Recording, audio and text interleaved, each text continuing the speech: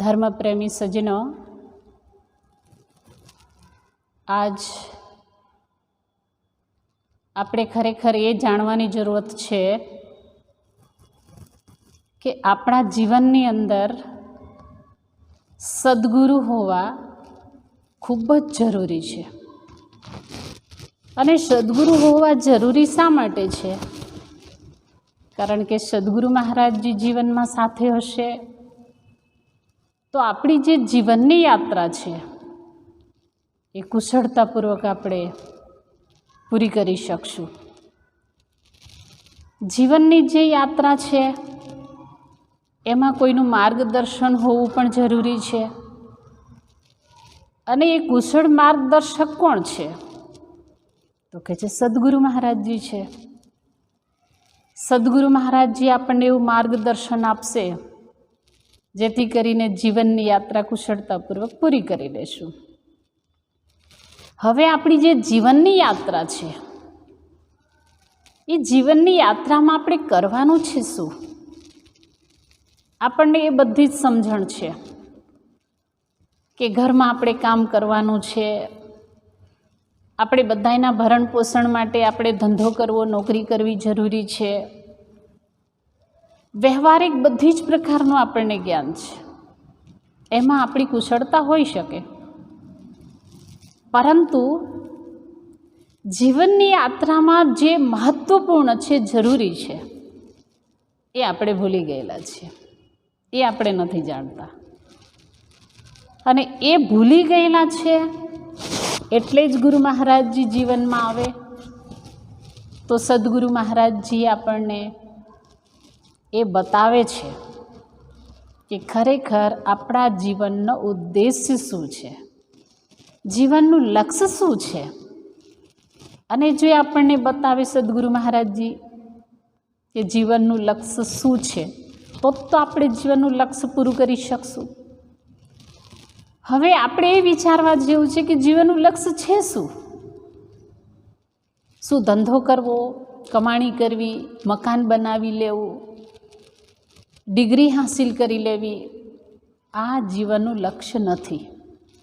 આ બધું આપણું એક કર્તવ્ય છે, ફરજ છે, પણ લક્ષ્ય જુદું છે. ઈશ્વરે આપણને સંસારમાં મોકલા એક લક્ષ્ય લઈને આવેલા છીએ અને એ લક્ષ્ય છે કે જ્યાંથી આપણે આવેલા છીએ ત્યાં જ પાછું જવાનું છે. પરમાત્મા પાસેથી આપણે આપણું કાર્ય કરવા માટે આવ્યા હતા તો પાછું પરમાત્મા સુધી પહોંચવું જોઈએ ને.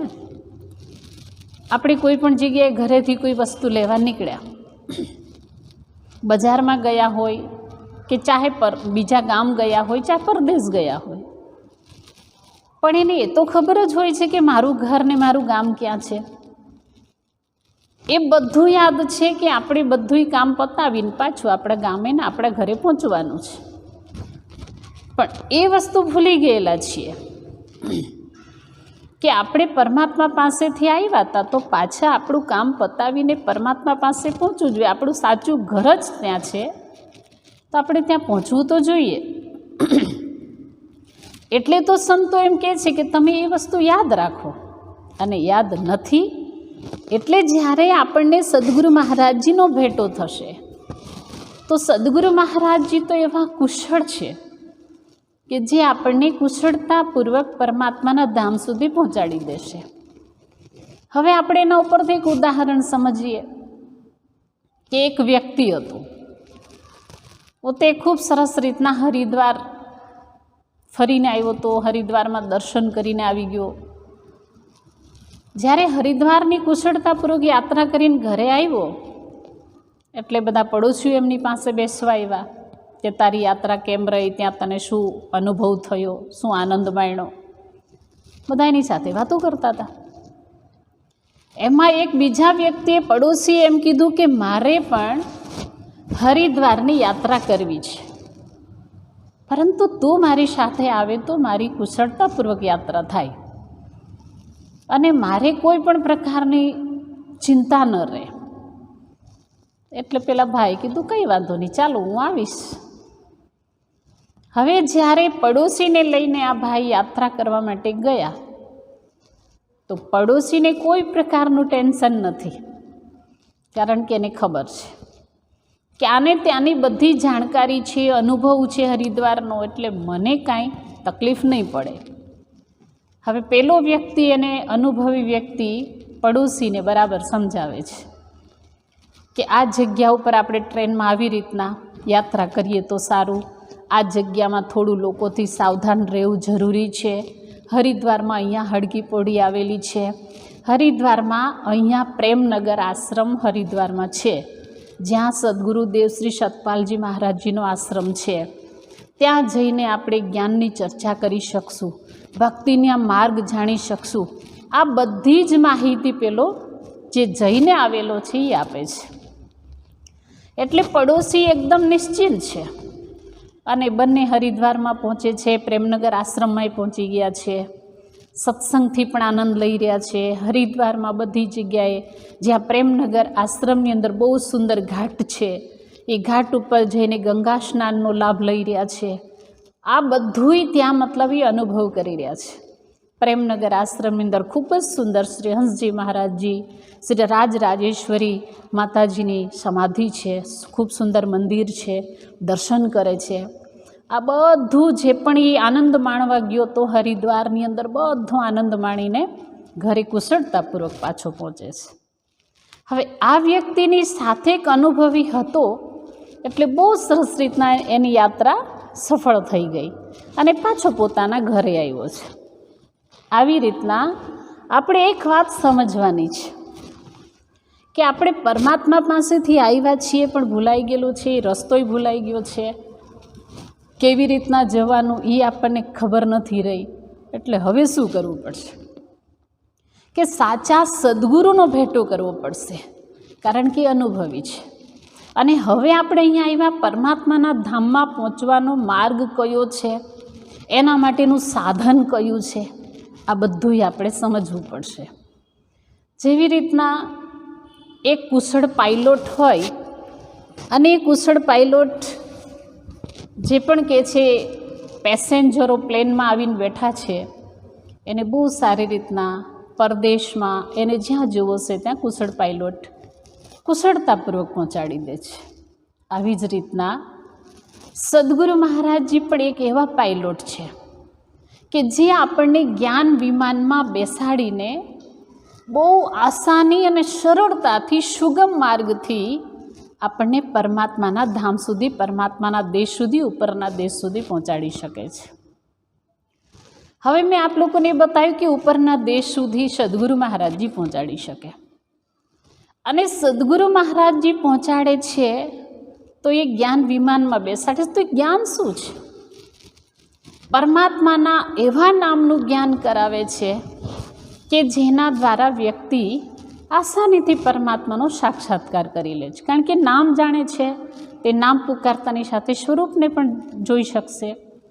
એટલે તો કહેવામાં આવ્યું છે કે સદગુરુ મહારાજજી બધી જગ્યાએ જઈને પુકારીને કહે છે, રામ નામ કી નૈયા લેકર સદગુરુ કરે પુકાર, आओ मेरी नैया में ले चलू भव से पार, राम नाम की नैया लेकर सदगुरु करे पुकार, आओ मेरी नैया में ले चलू भव से पार.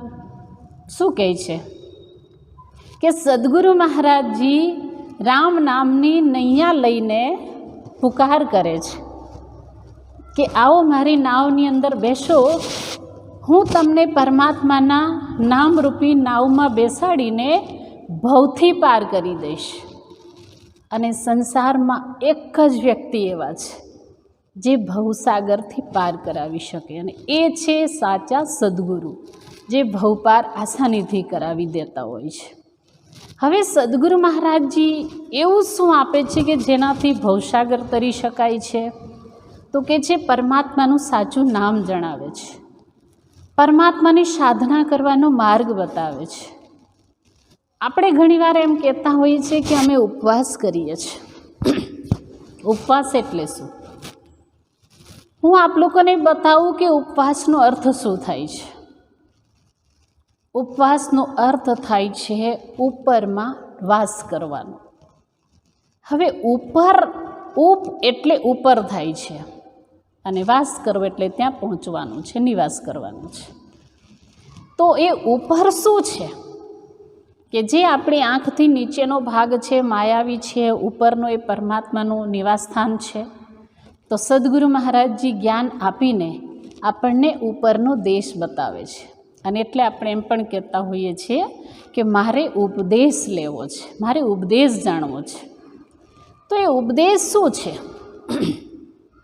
કે ઉપરનો જે દેશ છે જ્યાં પરમાત્મા બિરાજેલા છે, પરમાત્મા તેજોમય સ્વરૂપે, જ્યોતિર્મય સ્વરૂપે ત્યાં બિરાજમાન છે, એટલે એમને ઉપરનો દેશ કહેવામાં આવે છે, જે આપણી અંદર છે.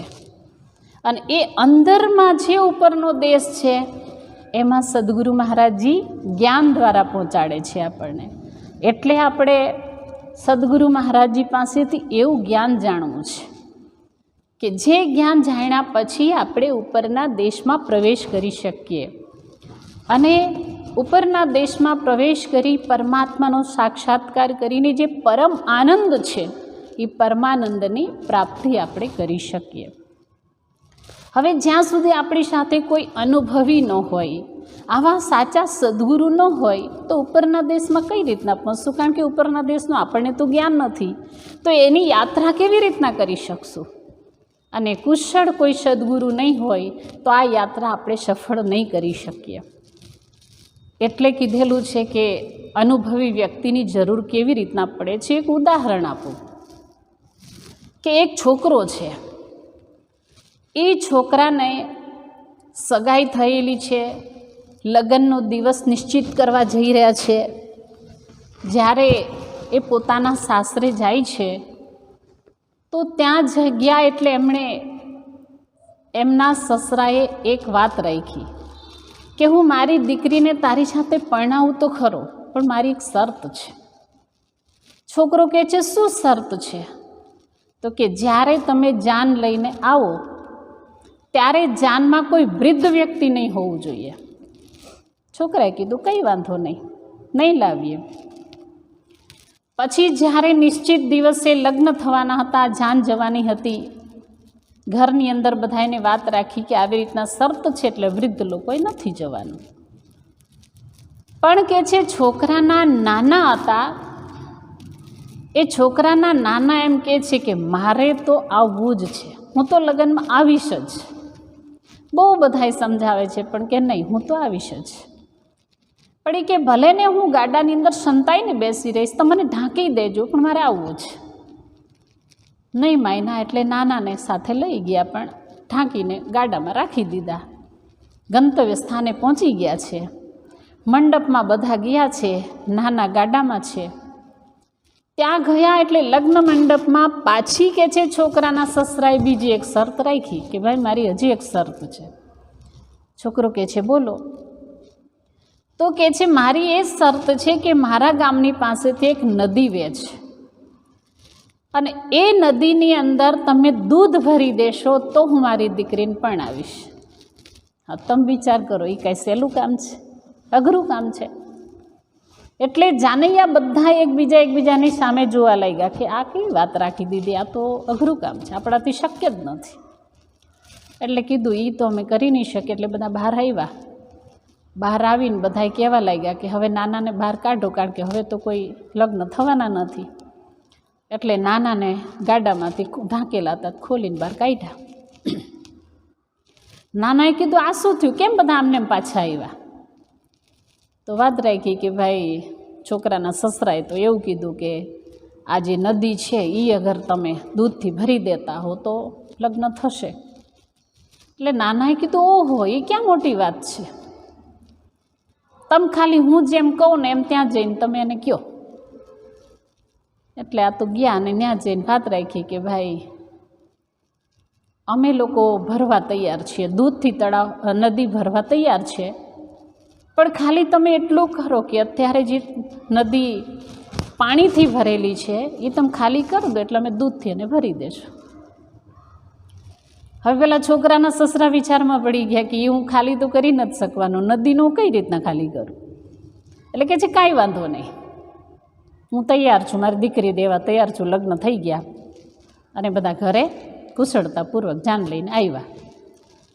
હવે મારો કહેવાનો ભાવાર્થ એ છે કે અગર સાથે આવા આખી જિંદગીનો જેણે અનુભવ કરેલો હોય એવા વૃદ્ધ વ્યક્તિ સાથે ન હોત તો કુશળતાપૂર્વક પોતાનું કાર્ય કરી શક્યા ન હોત, જાન એમનેમ પાછી આવત. પણ અનુભવી હતા એટલે એનું કાર્ય કુશળ થઈ ગયું, પાર પાડી શક્યા. આવી જ રીતના આપણા જીવનમાં આપણે ભગવાનને જાણવા છે, પણ એવા અનુભવી સદ્ગુરુ સાથે ન હોય તો આપણું પણ કાર્ય પૂરું નહીં થઈ શકે, અધૂરું રહી જશે. એટલે સદ્ગુરુ મહારાજજી એવા અનુભવી છે જે આપણને એવો માર્ગ બતાવે છે, એવું માર્ગદર્શન કરે છે, એવું જ્ઞાન આપે છે કે જે જ્ઞાન દ્વારા આપણે આસાનીથી આપણી જે જીવનની યાત્રા છે પૂરી કરી શકીએ અને જ્યાં પાછું પહોંચવાનું છે ત્યાં આપણે પહોંચી શકીએ. આજ આપણે ખરેખર પહોંચવાનું તો ત્યાં જ હતું, પણ આપણે ભૂલી ગયેલા છીએ. આપણા માથે હંમેશા લગાતાર કાળ ગાજી રહ્યો છે. માથે કાળિયો ગાજે રે ઊંઘ કેમ આવે, માથે કાળિયો ગાજી રહ્યો છે, છતાં પણ આપણને એમ નથી થતું કે આપણે કંઈક જાણી લેવું જોઈએ, કંઈક કરી લેવું જોઈએ, કારણ કે સમય વ્યતીત થઈ રહ્યો છે. ક્યારે કાળ અચાનક આવી જાય છે એ આપણને ખબર નથી. પરિસ્થિતિને તમે જુઓ કે કેવી પરિસ્થિતિ હોય છે કે અચાનક મૃત્યુ આવી જાય છે. કઈ રીતના મૃત્યુ આવે છે આપણે વિચાર્યું પણ નથી હોતું. તો હંમેશા અગર માથા ઉપર આવી રીતના કાળિયો ગાજતો જ હોય, કાળ ગાજતો હોય, તો આપણે જલ્દી આપણું કામ કરી લેવું જોઈએ. ઘણીવાર તમે જોયું હશે કે જ્યારે જોર જોરથી વાદળા ગાજવા લાગે અને ખેડૂત લોકોના મન હલવા લાગે, એ લોકોને એમ થાય કે હવે આ માથે ગાજી રહ્યો છે, આ ક્યારે વરસી પડે નક્કી ને, એટલે ખેતરમાંથી ફટાફટ ફસલ લઈ લેવી જોઈએ, આવી ઉતાવળ રાખે. આવી ઉતાવળ આપણે રાખવાની છે કે આપણા માથે કાળિયો ગાજી રહ્યો છે, એ ક્યારે આવીને ટપકી પડે ને ખબર નથી, ને કઈ રીતના આપણને લઈને ઉપાડીને જાય એ ખબર નથી. એટલે આપણે જલ્દી આપણી પૂર્વ તૈયારી કરી લેવી જોઈએ. ને આપણી તૈયારી જ છે, આ બધું તો સાથે જવાનું નથી. સાચું ભાતું તો ભક્તિનું છે, તો એ ભાતું ભરી લેવાની ઉતાવળ રાખવી જોઈએ. તો એ જ તો ગુરુ મહારાજજી આપણને બતાવે છે. હું એક કાળની વાત બતાવું કે એક સમયે એક સત્પુરુષ સાધના કરીને પોતે પછી સાધનામાંથી ઉઠીને જઈ રહ્યા હતા. અચાનક એમની નજર એક ભયંકર કાળ પુરુષની ઉપર પડી. એવો ભયંકર છે, પોતાનું ડરાવનું સ્વરૂપ છે. એટલે સત્પુરુષે એને પૂછ્યું કે તું કોણ છે અને તું શું કરે છે? એટલે એણે જવાબ આપ્યો કે મારું જે આ ભયંકર સ્વરૂપ છે ને, તો હું કાળ છું. તો કે છે તારું કાર્ય શું છે કે આવું ભયંકર રૂપ છે તારું? એટલે કે છે મારું કાર્ય તો એ છે કે દુનિયામાં જે કોઈ છે ને મારે ઉઠાવીને લઈ જવાના, મારું આ કામ છે. બધાયને સંસારમાં આવ્યા પછી મારો કોળિયો બનવું જ પડે છે, હું એનું ભક્ષણ કરી જાઉં છું. ત્યારે સત્પુરુષે એમને પૂછ્યું કે તું આ કાર્ય કરે છે તો તને પાપ નથી લાગતું? તો કે છે નહીં, મને પાપ નથી લાગતું. તો કે શું કામ? તો કે છે મને ઈશ્વરે આ કાર્ય સોંપેલું છે, એટલે હું ઈશ્વરની ઈચ્છાથી આ કાર્ય કરી રહ્યો છું, એટલે મને પાપ નહીં લાગે. ત્યારે સત્પુરુષે એમને પૂછ્યું છે કે અગર તું બધાયને લઈ જાય ને બધાયને તારું આ સ્વરૂપ ભયાનક રૂપ તારું જોવું પડે, તો આનાથી અગર મુક્ત થવું હોય તો શું ઉપાય છે? કારણ કે તું તો લઈ જાય તો સારી રીતના લઈને જ જવાનો, બધાયને પરેશાન કરતાં તું લઈને જવાનો છે. તો આ બધા દુઃખોથી ઉપર ઉઠવાનો કોઈ રસ્તો ખરો, એનો માર્ગ ખરો? ત્યારે કાળે કીધું કે હા, હું સંસારમાં બધાયને મારો કોળિયો બનાવી શકું છું, બધાયને મારી ઝપટમાં લઈ શકું છું, પણ એક એવો વ્યક્તિ હોય છે કે જેને હું મારો કોળિયો નથી બનાવી શકતો. તો કે છે એ કોણ છે? તો કે છે જે ભક્ત હોય છે, જે જ્ઞાની હોય છે, એને હું નથી લઈ જઈ શકતો. જે સાધના કરે છે, ભક્તિ કરે છે, જેની ઉપર સદગુરુનો હક છે, જેણે સદગુરુ કરી લીધેલા છે, એને હું મારો કોળિયો નથી બનાવી શકતો.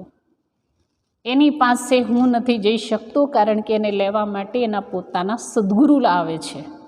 અને સદગુરુ મહારાજજીએ પરમાત્માના ધામ સુધી જીવને લઈને જતા રહે છે, એને પરમાત્મા સુધી પહોંચાડી દે છે. એટલે સદગુરુનું કાર્ય શું છે? જીવને કયા માર્ગેથી ક્યાં પહોંચાડે છે? તો કે જીવને એ સદગુરુ મહારાજજી પરમાત્માના ધામમાં પહોંચાડે છે. સદગુરુ મહારાજજીનું આ મહત્વપૂર્ણ કાર્ય હોય છે. એટલે કે છે હું એ જીવને નથી લઈ શકતો, બાકી બધાને મારા હાથમાં આવવું જ પડે છે અને આ બધી મારી પીડા સહન કરવી પડે છે. જ્યારે આ વાત સાંભળી તો સત્પુરુષને વિચાર આવ્યો કે સમાજના લોકોને હું સાવધાન કરું, બધાને ચેતવી દઉં કે તમે એવું કંઈક કરી લો કે જેથી તમારે કાળનો કોળિયો ન બનવું પડે, કાળનો ગ્રાસ ન બનવું પડે. એટલે સત્પુરુષ તો આવ્યા સમાજની વચ્ચે. એક જગ્યાએ બહુ બધા લોકો ભેગા થઈને બેઠેલા હતા અને સત્પુરુષને વિચાર આવ્યો કે આ બધા અહીંયા આટલા ભેગા થયેલા છે, તો હું બધાની વચ્ચે મારી આ વાત બતાવું, જેથી કરીને એ બધા સાવધાન થઈ જશે, તો આટલા બધા જે છે એને કાળના મોઢામાં નહીં જવું પડે. એટલે સત્પુરુષ ત્યાં ગયા, બધાની વચ્ચે વાત રાખી કે હું આવી રીતના એકદમ ભયંકર કાળને જોઈને આવ્યો છું અને એ ભયંકર કાળ તમને બધાને ગ્રાસ બનાવી લેશે, એનો કોળિયો બનાવી લેશે, તો એનાથી બચવાનો ઉપાય હું તમને બતાવવા માગું છું. બધાય લોકોને વચ્ચે એમણે વાત રાખી કે આપણે અચ્યુત માર્ગ ઉપર ચાલવાનું છે અને અચ્યુત માર્ગના અંતિમ જગ્યામાં કે છે અચ્યુત પરમાત્મા બિરાજમાન છે, આનંદ સ્વરૂપ પરમાત્મા બિરાજમાન છે. આપણે એ માર્ગે ચાલીએ એટલે આનો કોળિયો ન બનવું પડે. આ વાત એમણે રાખી. પણ તમને ખબર છે ને કે બધાની વચ્ચે અમે વાર્તા રાખી જ રહ્યા છે કે આત્મજ્ઞાનને જાણો. સદગુરુ મહારાજજી આત્મજ્ઞાન બતાવે છે, સાધના કરો.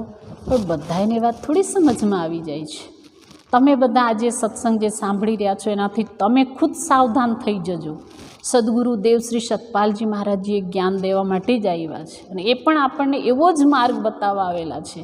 એ માર્ગ ઉપર ચાલવાની પ્રતિજ્ઞા તમે પણ લઈ લેજો. તો હું બતાવી રહી હતી કે સત્પુરુષે બધાની વચ્ચે વાત રાખી, પણ બધાને થોડી માનવામાં આવે છે. થોડાક લોકોએ એમની વાતને માની, થોડાક લોકોએ કીધું કે હા ચાલો અમે લોકો આવવા તૈયાર છીએ.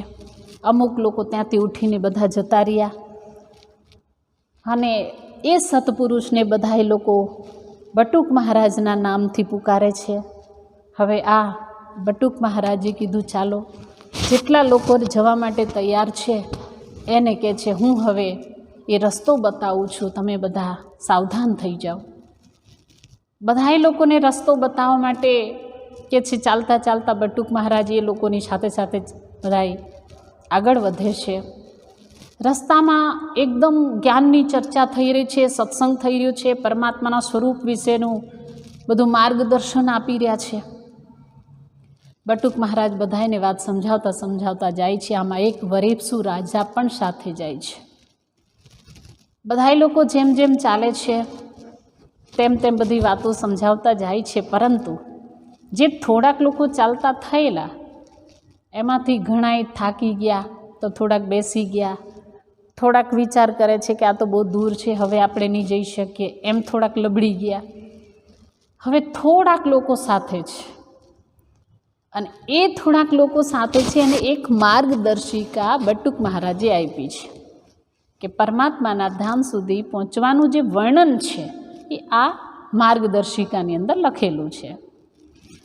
હવે થોડીક વાર જ્યારે ચાલતા ચાલતા થાકી ગયા એટલે બટુક મહારાજે કીધું કે ભાઈ થોડોક સમય વિશ્રામ કરી લો, પછી આપણે નીકળીશું. તો બધા વિશ્રામ કરતા હતા. એમાં બટુક મહારાજે પછી એમ કીધું કે હવે ચાલો જલ્દી ઉતાવળ રાખો, સમય ઓછો છે. કારણ કે જિંદગીનો સમય બધાની પાસે ઓછો છે એમ માનીને દોડવા માંડે, ફટાફટ કરવા માંડે તો જ પાર ઉતરી શકીએ. એટલે બટુક મહારાજે કીધું કે ચાલો જલ્દી કરો. પણ એમાંથી વરેપસુ રાજા બટુક મહારાજની સાથે સાથે ચાલતા થઈ ગયા. અને અમુક લોકોએ વિચાર કર્યો કે થોડીક વાર આરામ કરીને પછી આપણે જઈએ. તો એમ કરતાં કરતાં થોડાક લોકો રોકાઈ ગયા અને એમ થયું કે માર્ગદર્શિકા તો છે જ આપણી પાસે, એ માર્ગદર્શિકા પ્રમાણે પછી આપણે જતા રહીશું. બટુક મહારાજ વરેપશુને લઈને જતા રહ્યા. હવે આ બાજુ જે લોકો આળસને કારણે બેઠા હતા, એ લોકો જ્યારે જવા માટે તૈયાર થયા બધાય, ત્યારે થોડાક એ લોકો આગળ ગયા એટલે બે રસ્તા આવે છે. બે રસ્તા આવ્યા, એમાંથી એક રસ્તો એકદમ સિમ્પલ સાધારણ નાની એવી કેડી હતી અને એક રસ્તામાં બહુ સરસ સુંદર બધું દેખાતું હતું. એટલે એ પોઈન્ટ ઉપર ગયા એટલે બધાએ વિચાર કર્યો કે ભગવાન પાસે જવાનો રસ્તો તો આવો સારો જ હોય ને, આવો થોડો હોય કાંઈ. એટલે કે છે આપણે આ રસ્તા ઉપર જવું જોઈએ. હજી વિચારણા ચાલતી હતી એટલામાં એક બહુ સુંદર પુરુષ ત્યાં બે રસ્તા ઉપર ઊભેલો હતો અને એણે કીધું હા હા આ જ રસ્તો સારો છે, સરસ છે અને આની જ ઉપર તમે જતા રહો. એટલે બધાય લોકોએ વિશ્વાસ કરીને એ રસ્તા ઉપર જતા રહ્યા. હવે પોતાની પાસે માર્ગદર્શિકાય છે, પુસ્તિકા છે, પણ કોઈ ખોલીને વાંચતું નથી, જોતું નથી, એટલી આળસ, કાંઈ જોયું નહીં ને ઓલા પેલા પુરુષે કીધું એ રસ્તે ચાલતા થઈ ગયા. આવી રીતના ઘણીવાર આપણી પાસે શાસ્ત્ર તો છે દરેક પ્રકારના, શાસ્ત્રમાં બધું લખેલું છે, પણ ખાલી લખેલાથી ચાલતું નથી. એના લખેલા પ્રમાણે અનુભૂતિ કરાવવા માટે સદ્ગુરુ જોઈએ જ છે. શાસ્ત્ર વાંચી લેવાથી ભગવાન નથી મળી જતા. ભગવાન કેવા છે એની ચર્ચા લખેલી છે, એનાથી તમને સમજૂતી મળશે. શાસ્ત્રમાં સદ્ગુરુની મહિમા લખેલી છે, જેથી તમે સદ્ગુરુના સાનિધ્યમાં જશો અને સદ્ગુરુ ધારણ કરીને ભગવાન પાસે પહોંચવાનો પ્રયત્ન કરશો. પણ અહીંયા તો આ લોકોએ પુસ્તિકાય નહીં ખોલી. આપણે પુસ્તિકા ખોલીએ છીએ પણ સાચું આપણે સમજી નથી શકતા કે સદ્ગુરુને જાણવા પડશે, ખાલી વાંચનથી કામ નહીં ચાલે. એટલે તો કહેવામાં આવ્યું છે નાના શાસ્ત્ર પઠેન લોકે નાના દેવત પૂજનમ આત્મજ્ઞાન વિના ભારત સર્વ કર્મ નિર્થકમ, કે આત્મજ્ઞાન વગર બધું જ કર્મ નિર્થક છે. પછી એ બધાય લોકોને લઈને કામદેવજી ધર્મશાળામાં જાય છે. હવે તો તમે સમજી ગયા છો કે જે સુંદર પુરુષ હતો એ કોણ હતો? એ કામદેવજી હતા. અને કામદેવજીએ જે માર્ગ બતાવ્યો એ માર્ગ કેવો હોઈ શકે? કારણ કે જે સદ્ગુરુ બતાવે તે માર્ગ અને કામદેવજી બતાવે તે માર્ગમાં બહુ ફરક હોય છે. કામદેવજીએ માર્ગ બતાવ્યો છે. બધાયને લઈને ધર્મશાળામાં ગયા. ધર્મશાળામાં જઈને જોયું તો ત્યાં બધી પ્રલોભનની વસ્તુ હતી. બધાએ ધીરે ધીરે પ્રલોભનની અંદર ફસાતા ગયા. ત્યાં તો શરાબ પી શકાય એવું છે, શરાબખાનું છે, એક બાજુ જુગાર રમી શકાય એવું છે અને એક તરફ તમે જુઓ તો બધી માયાવી વસ્તુ રાખવામાં આવેલી છે. બધા કંઈક ને કંઈકમાં ફસાતા ગયા. હવે જેની અંદર કામદેવ આવ્યો તો બધાય સાથે આવવાના છે, કારણ કે કામદેવના ભેરું બધા કામ, ક્રોધ, લોભ, મોહ, અહંકાર આ બધા સાથે જ રહેતા હોય. આ બધી વસ્તુઓની અંદર એક એક એક એક કરતાં બધાય ફસાઈ ગયા. પોતે ક્યાં જવા માંગતા હતા, ક્યાં પહોંચવા માંગતા હતા, સદ્ગુરુ ક્યાં લઈ જવાની ઈચ્છા રાખતા હતા અને આ બધા ક્યાં પહોંચી ગયા છે. એનું કારણ છે એમણે સદ્ગુરુનો સાથ છોડી દીધો છે અને પોતાના મન પ્રમાણે ચાલતા થયા છે, એટલે એમને આ તકલીફ છે. હવે આપણે જોઈએ કે જેમ એ લોકોની હાલત છે એવી જ હાલત આ સંસારની અંદર લોકોની છે કે બધા કામ, ક્રોધ, લોભ, મોહ, અહંકારની અંદર ફસાઈ ફસાઈને જીવન વ્યતીત કરી રહ્યા છે. પણ હવે જે રાજા વરેપશુ બટુક મહારાજની સાથે જવા નીકળ્યા છે, એના સદ્ગુરુ મહારાજજીની સાથે જવા નીકળ્યા છે. સુંદર એમને રસ્તામાં ગુરુ મહારાજજી બહુ સરસ પરમાત્મા વિશે ચર્ચા સંભળાવી રહ્યા છે. પોતાના નિજી સ્વરૂપ માટેનું ભાન કરાવી રહ્યા છે, સમજણ આપી રહ્યા છે.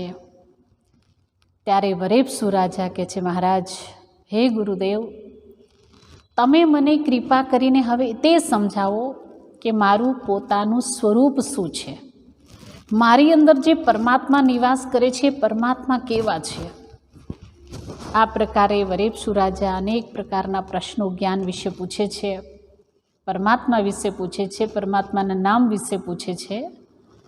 તો એમને બટુક મહારાજ બહુ સરસ રીતના આધ્યાત્મ માર્ગની વાત સમજાવે છે કે વરેપસુ, પોતાની અંદર જે પરમાત્મા નિવાસ કરે છે એ જ્યોતિર્મય સ્વરૂપે, નિરાકાર સ્વરૂપે બિરાજમાન છે. અને એ જ નિરાકાર પરમાત્મા કણકણની અંદર છે, રોમ રોમની અંદર છે, રૂવાડે રૂવાડે છે. અને એ જ પરમાત્માની અંદર પાછું મળી જવું એ જ મનુષ્ય જીવનનો ઉદ્દેશ્ય છે, ધ્યેય છે. આ પ્રકારે એમને સમજાવે છે. ત્યારે વરેપસુ રાજા કહે છે કે ગુરુદેવ, કૃપા કરીને મને હવે એ આત્મતત્વનું બોધ કરાવો કે જે આત્મા શરીરની અંદર નિવાસ કરે છે, એનું જે સ્વરૂપ છે, જ્યોતિર્મય સ્વરૂપ છે, એનું મને જ્ઞાન કરાવો, મને આત્મદર્શન કરાવો. કારણ કે જીવનની અંદર આત્મજ્ઞાન જાણવું, પરમાત્માનું નામ જાણવું એ ખૂબ મહત્ત્વનું છે. જીવનનું લક્ષ્ય તો એ જ છે.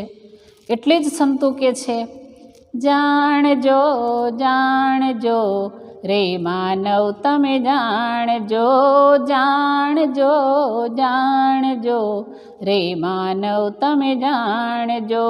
સતગુરુજીના ચરણે આવી આત્મજ્ઞાનને જાણજો, જાણજો જાણજો રે માનવ તમે જાણજો, જાણજો જાણજો રે માનવ તમે જાણજો.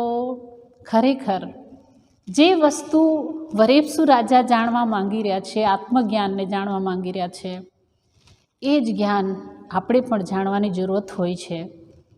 તો એમની જિજ્ઞાસા જોઈ, ભાવના, પ્રેમ જોઈ, દ્રઢતા જોઈને બટુક મહારાજ એમને આત્મતત્વનો બોધ કરાવે છે.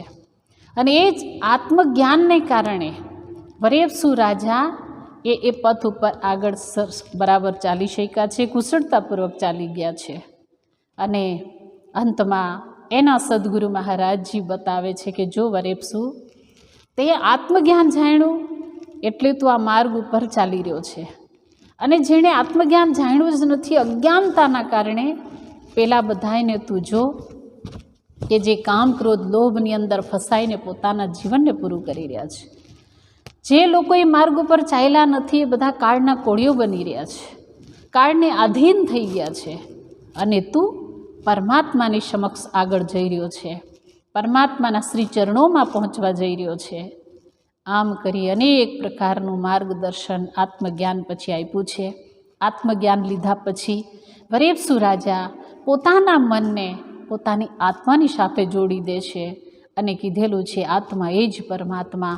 પરમાત્માની સાથે ગુરુ મહારાજજી એનો તારને જોડી દીધો છે. હવે જ્યારે ગુરુ મહારાજજી એનો પરમાત્મા સાથે તાર જોડી જ દીધો હોય તો પરમાત્મા દૂર ક્યાંથી હોઈ શકે? એટલે એમને પરમાત્માની બહુ સુંદર અનુભૂતિ થવા લાગી છે. ધીરે ધીરે સદગુરુના સહારે આત્મજ્ઞાનને પ્રાપ્ત કરીને, આત્માની સાધના ઉપાસના કરીને એ જ વરેપસુ રાજા પરમાત્માના શ્રી ચરણોમાં, અચ્યુત પરમાત્મા જે નિરાકાર પરમાત્મા છે એમના દર્શનની અંદર કે છે વિલીન થઈ જાય છે. કીધું છે જ્યારે વ્યક્તિ સાધનામાં લીન થઈ જાય છે ત્યારે પરમાત્માની સાથે ઓતપ્રોત થઈ જાય છે. એટલું મતલબ કુશળતાપૂર્વક પરમાત્મા સાથે જોડાણ કઈ રીતના થઈ શક્યું? તો કે છે સદગુરુ દ્વારા થયું છે. એટલે આપણે પણ આપણા જીવનની અંદર એવા સાચા સદગુરુને શોધીને, સદગુરુની પાસેથી જ્ઞાન જાણીને, સાધના ભક્તિ કરીને આપણે પણ પરમાત્મામય થવાની જરૂરત છે. તો આ સમયના સદગુરુને શોધી લો. સદગુરુદેવ શ્રી સતપાલજી મહારાજજીએ અમારું જે માર્ગદર્શન કર્યું છે, અમને જે માર્ગ ઉપર ચલાવ્યા છે એ જ માર્ગ આપ લોકોને બતાવવા ચાહીએ છીએ. તો સત્યના સાથે જોડાઈ, સાચા સદગુરુની સાથે જોડાઈ જીવનને સફળ બનાવવાનો પ્રયત્ન કરજો.